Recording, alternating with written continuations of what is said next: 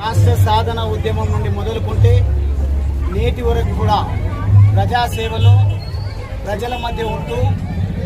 అచ్చంపేటకు ప్రత్యేకంగా శాసనసభ్యుడిగా 10 సంవత్సరాలు సేవలు అందించిన నేను ఒక మంచి సాంప్రదాయం అచ్చంపేటలో ఉన్నటువంటి సాంప్రదాయాన్ని కొనసాగిస్తూ దేవాలయంలో కానీ దర్గా దగ్గర కానీ చర్చిల దగ్గర కానీ ఫంక్షన్ల దగ్గర కానీ ఎక్కడ ఏ శుభకార్యానికి ఎవరు వచ్చినా ఆనవాయితీగా ఒక హోస్ట్ మాదిరిగా నేనే దగ్గరుండి వచ్చినటువంటి అతిథులు వాళ్ళు పవర్ ఉన్నా లేకపోయినా మాజీలైనా ప్రజాప్రతినిధులైనా పిలిచి ఆహ్వానించి సన్మానించి సాగనంపేటువంటి ఆనవాయితీని నేను కొనసాగించడం జరిగింది. కానీ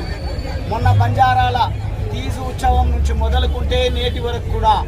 మొత్తంగా నేను కనిపించిన నా నాయకులు కార్యకర్తలు కనిపించిన కాంగ్రెస్ పార్టీకి ఎనలేని ఈర్ష పుట్టుకొచ్చి ఈరోజు కూడా రమరాంబ తల్లి ఆలయం ముందు ఆ విగ్రహాలను ఉత్సాహ విగ్రహాలను అందరము చెరొక్క పక్క పట్టుకొని ఊరేగించేటువంటి ఆనవాయితీ. కానీ ఈరోజు మాలలో ఉన్నటువంటి శాసనసభ్యుడు తన ఆదేశాల మేరకు పోలీసు వారు నన్ను గుడిలోని కూడా అనుమతించకుండా కావాలని కక్షగట్టి మరీ ముఖ్యంగా అచ్చంపేట ఇన్స్పెక్టర్ రవీందర్ నా ప్రైవేట్ పార్ట్స్ పైన కూడా ప్రజల మధ్యలో ఉంటూ దాడులు చేసి